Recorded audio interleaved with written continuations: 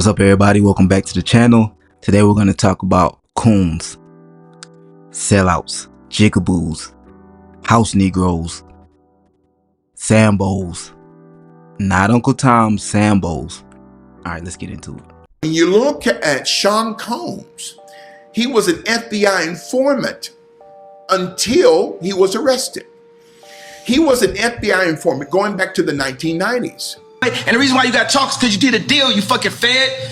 You know what I'm saying? That's why you gotta come at me, because part of the deal for you to be a do all that and get out of jail is that you promise that you're gonna go pull my coat car. So why did the FBI and the Department of Homeland Security raid his house here in Holmby Hills? Thousands of videotapes of senators, congressmen, okay, including people like Hakeem Jeffries now, is on those tapes. Why do you think President Trump got his tax bill passed? Now, President Trump can reveal the Epstein and the Diddy list, but he's smart. He says, I'm keeping this. You see? That's a leverage. Leverage. And so Diddy is going down, okay? People like Stephen A. Snitch, okay? His best friend, Stephen A. Snitch, is a Boule. What's the Boule? I'll let the late, great Steve Coakley break it down. This secret society, this particular black secret society that we'll talk about today is the first of the black Greek societies, started in 1904. His goal is to never speak of the high, white, and mighty, whom the Boule, all 3,300, are sworn to protect. Yes, these brothers that we are pushing up against the wall have taken a sworn oath that they will never expose the whites that they know actually run the world. Stephen A. Snitch is a Boule. Okay, I met him 2 years ago at the Beverly Hilton Hotel. Nice guy, but he is what we call a house Negro.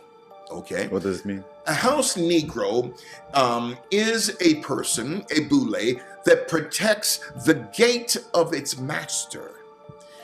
A house Negro, as Malcolm X says, protects the system of its master. Stephen A. Snitch used to say, you know, I'm so excited about making money for my bosses. Okay, so Disney, okay, pedophiles and ESPN. And if you are pro-Trump, they will fire you. Okay, another topic for another day. So then, Stephen A. Snitch is a Boule. Okay, so all of these people, these black journalists like Gabby Phillips on the Crack News Network, they're Boules.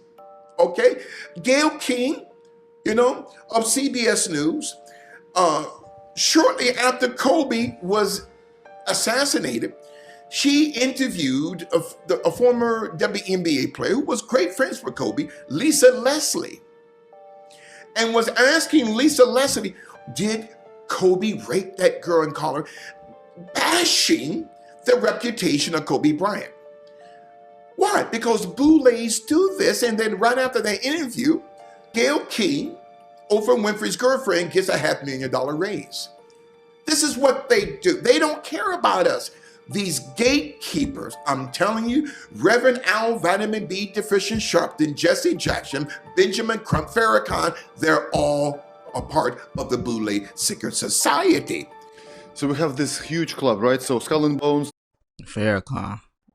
I can believe all the other ones, but We have the Boules, we have all the names, you name it. Clintons, Bidens, Obamas. Who's not in the club from this administration? But because it feels like this administration with Trump and J.D. Vance and all those guys, it's like they're the opposite of those, but they're in their club of their own. That's what it feels like. You know what? They are, but they're not a part of the Illuminati. They're not a part of Phi Beta Kappa or Kappa Beta Phi, but they're playing the game. That's how they got into power. what George Carlin say? It's a big club, and you ain't in it. You and I are not in the big club.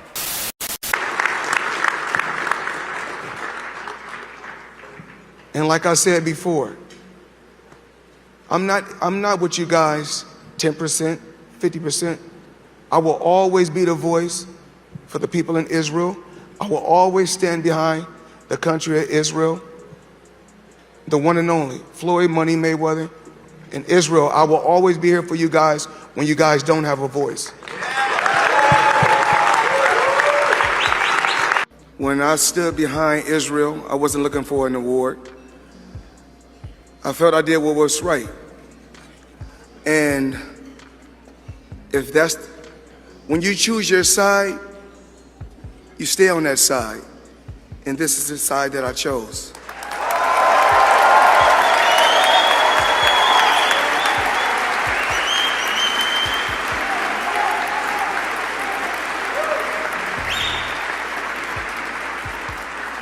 I take my hat off to the soldiers, those warriors in Israel.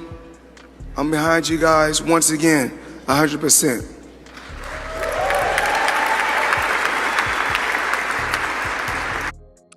He's behind them, but are they behind him? I wonder if he knows what the average Israeli thinks about the average black person. I wonder if he knows that. You know what? I don't think he cares. I think they paid him enough not to care. That's money Mayweather, right? So you know where his priorities are. And another thing is, we're not just talking about the bootlickers.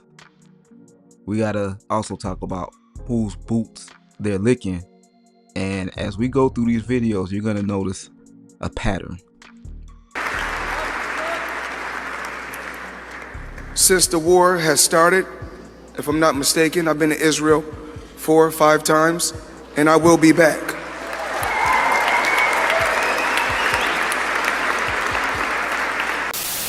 This is the most honest politician in America. My male team here in Israel. And as I finish, I wanted to come back here to Israel and let you know that I served you as the mayor. Yes, you heard that right. New York Mayor Eric Adams just gave the whole game away. After kissing the wall in Israel, he told the Israelis on camera that his mayorship began in Israel, not in New York. And that, as mayor, he served them, the Israeli people, rather than the American people who put him in office. But the real question is this. Why does a New York mayor feel the need to fly back to Israel, kiss the wall, and make sure Israelis know he served their interests instead of America's? You will not believe this, but a member of Congress, Stacey Plaskett, was caught texting Jeffrey Epstein during a congressional hearing where Epstein was feeding her information about Trump in real time. It's insane. Take a listen. This was when Barack Obama was president of the United States. And while we were once driving through a struggling neighborhood in Chicago, he commented that only black people could live that way. Attorney-client privilege, yes, I will turn it over. You, as my friend Mr. Meadows pointed out, misled this committee even today in a written submission that contradicted your testimony. You have suggested you are going to review that. Are you going to review it in our next break to correct the record, yes or no? Yes. Question, you helped out the president's campaign or were involved in the campaign as a representative, as a spokesman, even in your words today. It was your idea for the campaign dating back to 2011. Is that accurate, yes or no? Yes. Mr. Weisenberg and other individuals, Ms. Rona. Who are those individuals? Are they with the Trump organization? They are. Are there other people that we should be meeting with? So, Alan Weissenberg is the chief financial officer. You got to quickly give us as many names as you can so we can get to them. Yes, ma'am. Is Ms. Rona, what is Ms. Rona's position? Rona Graff is Mr. Trump's executive assistant. And would she be able to corroborate many of the statements that you've made here? Yes, her office is directly next to his, and she's involved in a lot that went on. That shit is wild. Like, it's one thing to have a politician's ear or have a politician in your pocket. This man, Jeffrey Epstein, literally has her voice, is texting her questions that she then asks in a hearing. He might as well be there himself. This is truly puppet-like behavior. and you know you can't serve two masters. So if Jeffrey Epstein wants something and her constituents in the Virgin Islands want something, who do you think is going to get what they want? And another question that you should already know the answer to is, was Jeffrey Epstein working for himself, or was he working for someone else? Perhaps on the behalf of a foreign government? Shit's getting weird. Part infinity. I would never cry for my wife. Really? I just wouldn't. What if your kid died? That's a different thing. I mean, I would try not to cry for my wife. Everything is going south. I want my wife to know I'm strong in that situation, and I can be. I don't have to cry. So I heard a guy say this, is that when my father passes away, which everybody's parent is going to pass away, I'm not going to cry at his funeral. I don't want to cry at his funeral. I want my father to know that I'm strong enough. Okay.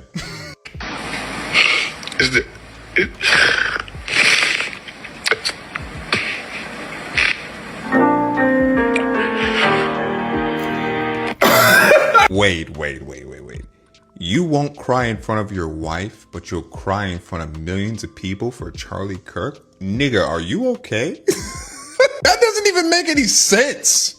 This guy is the ultimate bootlicker. Now let's be clear.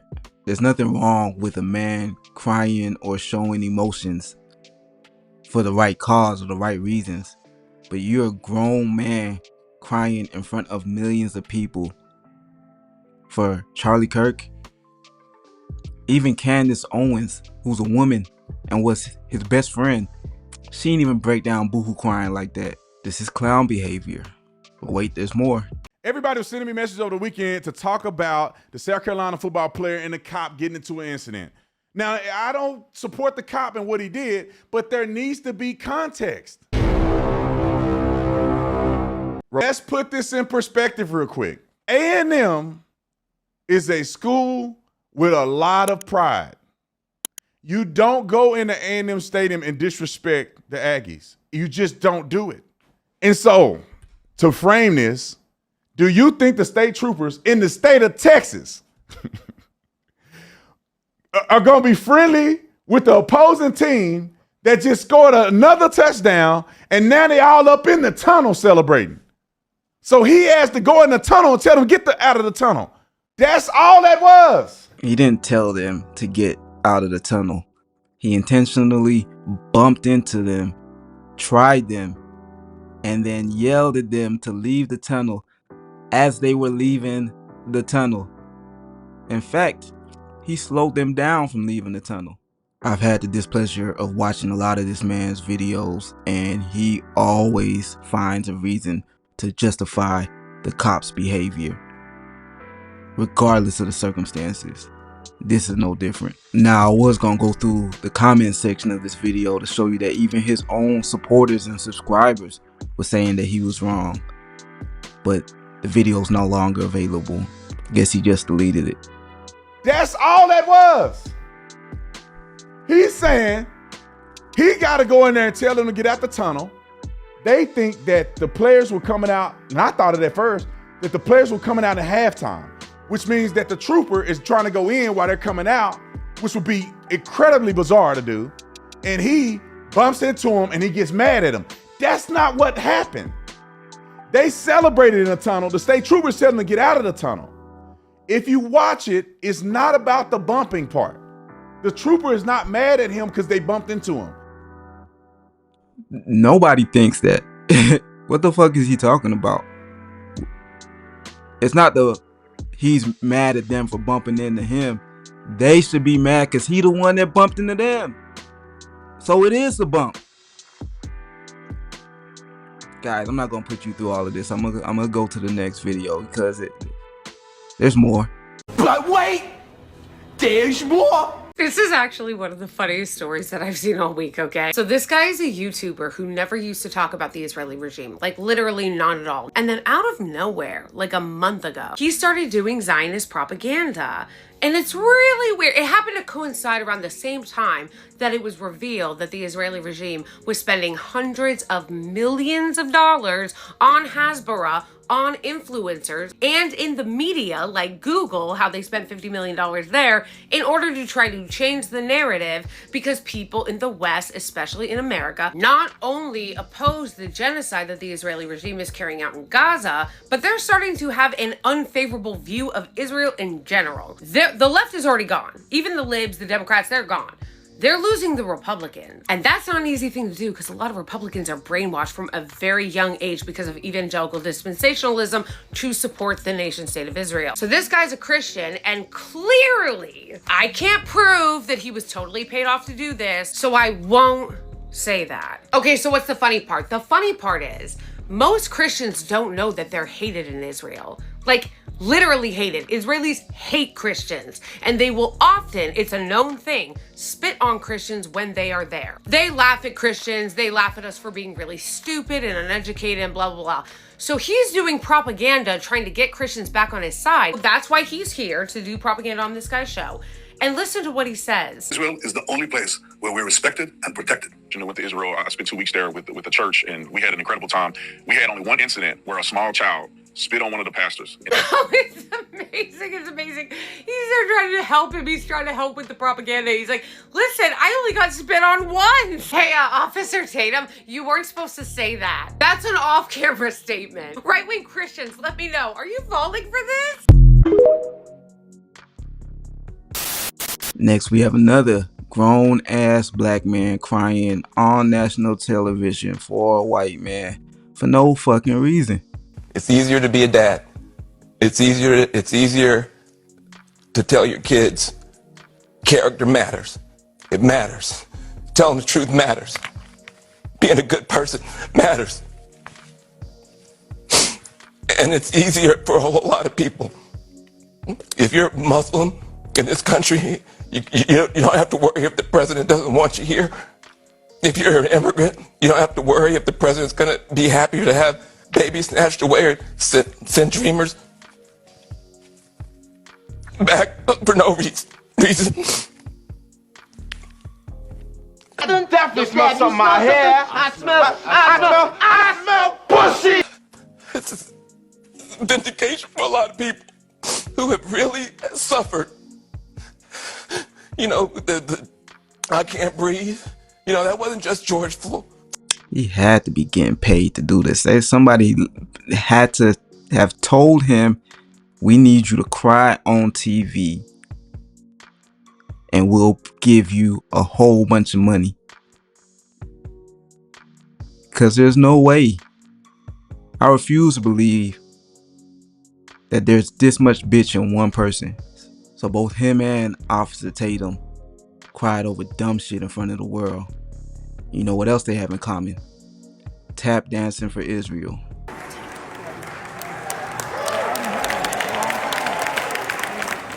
That's a lot of people. I would like to provide a toast to Van Jones, a man who started out as a racial justice advocate and is now a stooge for corporate media and a shill for the Israeli government. Making fun of dead Gazan babies. If you are a young person, you open up your phone and all you see is dead Gaza baby, dead Gaza baby, dead Gaza baby. Diddy, dead Gaza baby, dead Gaza baby. Absolutely pathetic to platform a genocide denier. I'm here on behalf of the dead Gaza babies. Shame on you, man. Shame on Michael Bennett for funding this genocide. I moved to Colorado when I was 10 months old.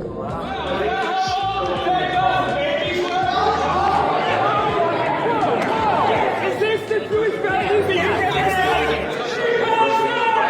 God bless them. But I got stuff I want to talk about.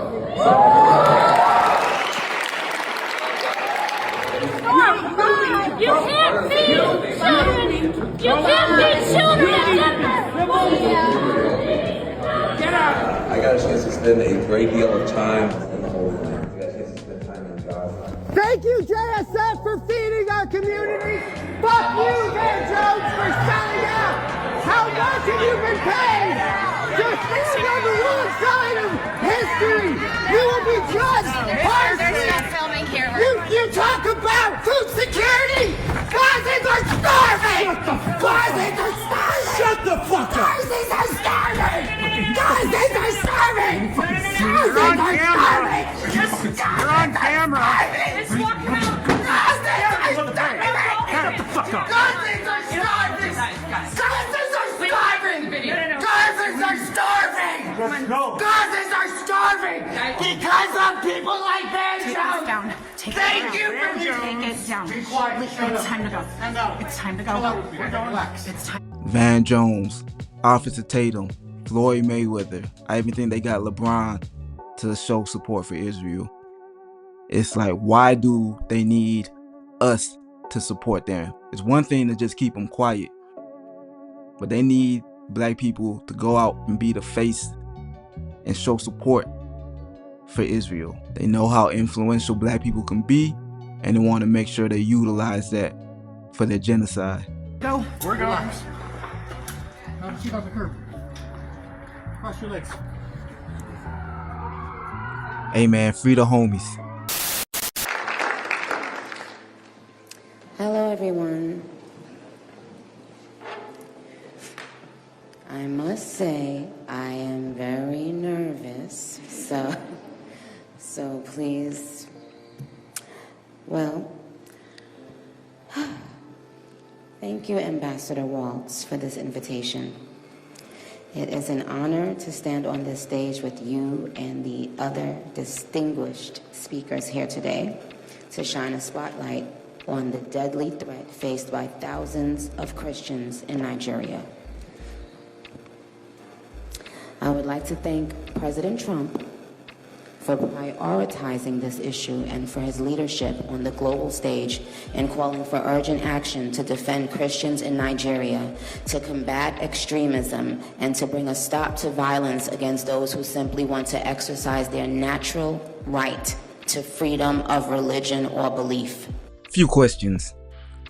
Are Christians being killed in Nigeria? Yes. Are Muslims being killed in Nigeria? Yes. Is the violence a problem? Yes. But none of these questions are the questions I want you to answer. The real question that needs to be asked is, why do you think Donald Trump and the U.S. government give a damn about Nigerians? What in the history of either entity tells you that they give a damn about these quote-unquote shithole countries? They lied about Vietnam, they lied about Iraq, they lied about Libya, they're lying about Venezuela, they lied about Gaza, they lied about Somalia, they lied. But now when it comes to Nigeria, you think they're telling the truth? Why is Nicki Minaj coming up on stage to talk about Nigeria? Meanwhile, this same U.S. government that she's speaking on behalf of killed Trinis off the coast of Venezuela a few weeks ago. She's Trini. And they're lying about Venezuela. It's the same play. They're saying that there's a problem here that they need to solve, but meanwhile, they never solve any problems. Vietnam was worse off when they left it. Afghanistan was worse off when they left it. Iraq was worse off when they left it. Libya was worse off when they left it. Somalia was worse off when they left it. And you think they're gonna come and save Nigeria? Wake up, people.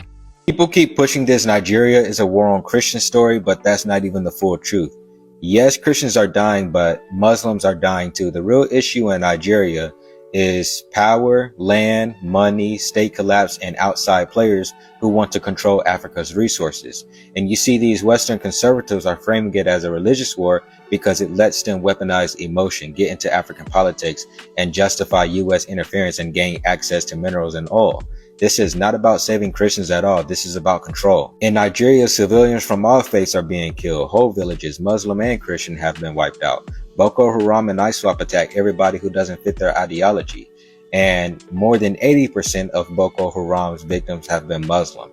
So stop letting US right-wing media turn this into a simple Muslim versus Christian thing, because it's not. And when you reduce it to religion, you are letting the imperialists write the script. They want you to see religion because they don't want you to see the money. Nigeria's violence is tied to illegal mining, gun trafficking, weak government control, and foreign powers playing chess with Africa's land. And the same way they lied about Iraq with weapons, now they're lying about Nigeria with saving Christians. It's the same playbook. They cry religion to justify intervention. And Africa is not their savior project. Africa is their resource target. Please don't fall for the propaganda that was built to justify stepping into African soil again. You know, this is not a holy war. This is a struggle over power and who controls the land. We need to be able to spot these sellouts, these puppets, from a mile away, because time after time after time after time after time, they're used against us to support the interests of imperialists and white supremacists. Wake up, people. They work for them, they patch them, they protect them, they act like they don't exist, but they serve them. And they never utter against them, even never whisper to us. If you saw on that Boule tape when we were there messing at the convention, I told my buddies, we're not here to recruit them. We don't want them to be better brothers. We want to warn them that if they're the guard dog on white supremacy, when we jump the fence, what you gonna do? You gonna bite, you gonna fight, or you gonna run out and let us get to who we after? But how do we get to who we after when we got all this wing and wang out here? All this distraction, all this misfocusing, and then is there complicity in our community? When some people killed Martin King, when some people killed Malcolm X, did that neutralize our present leadership, who are byproducts of assassination? Did this put us in a bind? Do we have a lot of old paper out there that white folks work when they want to keep us in a bind that we don't seem to talk back? Listen up. How many of y'all seen the movie The Wiz? Yeah, The Wiz or The Wizard of Oz. Y'all remember that it was 3 people going in pursuit of 4 people? There's always 4 people and a dog. You got, one was looking for a heart, one was looking for courage, one was looking for, what was that? Some brains. Now them are things everybody need. But to get them, they had to go to the wizard because they felt it had been unfair, so they had to go to the wizard to get them. But to get to the wizard, you had to go through the FBI, the CIA, the Pentagon, the National Security Council. You see them little guys going, and they was kicking Dorothy and all them in the ass to keep them from getting to the wizard. But they kept pushing, they kept going down the yellow brick road, they kept pushing, and if you remember in The Wiz, it got to that moment when they had flushed old Eveline down the toilet, and the people had them little funny suits on. They unzipped their suits and they did that dance about, can you see it? Brand new day. And then those same people who had fought and stopped them from getting to the Wizard of Oz then assisted them on their way, because once they had been forced to acknowledge the truth, they then assisted the ones they were holding back, because all people who do it to you do not always want to do it. But when they get free, they will come and get free with you. And then when they finally got up on the wizard, what did they find? He wasn't shit, he was a prop. The ones that we're after, the richest, biggest, most powerful ones we're after, need the police, Brown, Dinkins, the Boule, the Skull and Bones, the Masons, the FBI, the CIA, the Defense Department. They need the New York Times, the Post, the Daily News, the Tribune, Newsweek, Times. They need the Harvards, the Yales. They need the think tanks, the Aspens, the Brookings. They need them to keep you from saying that if you ever got up on their ass one-on-one, you will beat them, because they are just a prop. Thank you. All right, that's all I have for today. If you're rocking with me this far, please like and subscribe. Until next time, peace.